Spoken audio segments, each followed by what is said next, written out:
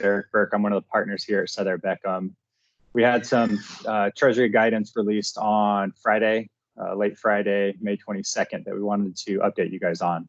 So we'll jump right in here and get to it. The first thing I wanted to touch base with you guys on is they did clarify guidance related to owner-employee health insurance premiums and retirement contributions. So for owner employees, which we anticipate that means S Corp owners and C Corp owners, you can include as part of your eligible payroll cost, health insurance premiums and retirement contributions.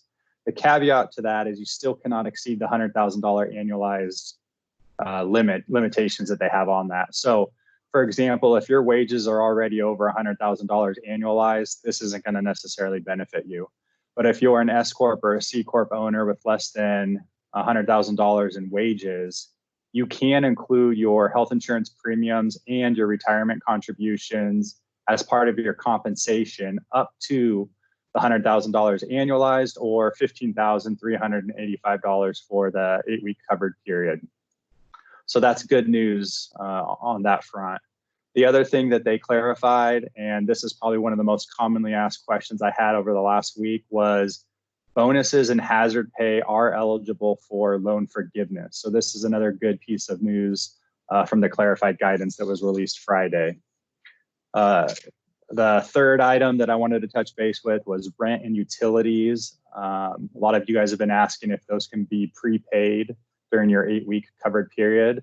And the answer right now is yes. I don't see that the guidance, any further guidance is going to change that. They're very clear in there that they say you cannot prepay your mortgage interest payments, but they don't say anything related to prepaying rent or utilities, which makes us think that that's going to be allowed.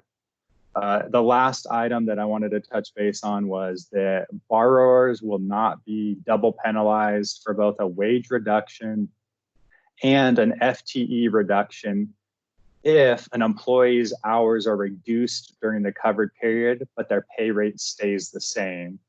So if you had somebody that was working 40 hours per week previously, you bring them back on during your 8-week covered period, and for whatever reason, they're only working 20 hours per week, that would automatically result in a wage reduction and an FTE reduction. However, there's a safe harbor in there that basically says, as long as you keep their pay rate the same, they're not going to knock you for both the wage reduction and the FTE reduction. So they would waive the wage reduction in this case, and you would only be quote unquote penalized for having them having an FTE reduction in the number of hours that they've worked. So that is good news, because as it was written previously, you would be hit on both the wage reduction and the full-time equivalent reduction. So those are the four things that we learned from the guidance that was just released Friday. This still leaves us with a few questions. The first question we have is, when is the due date for this application? When do you guys need to have these applications submitted to the bank? We're still waiting for that information. The other piece of information that we're unsure on is, are there going to be any restrictions for family wages? So for example, can you put a spouse on payroll that wasn't previously on payroll? Can you increase family wages for the 8-week covered period to maximize your loan forgiveness? Those questions are still up in the air at this point. And the last one is, what types of employer paid retirement contributions are going to be eligible for loan forgiveness?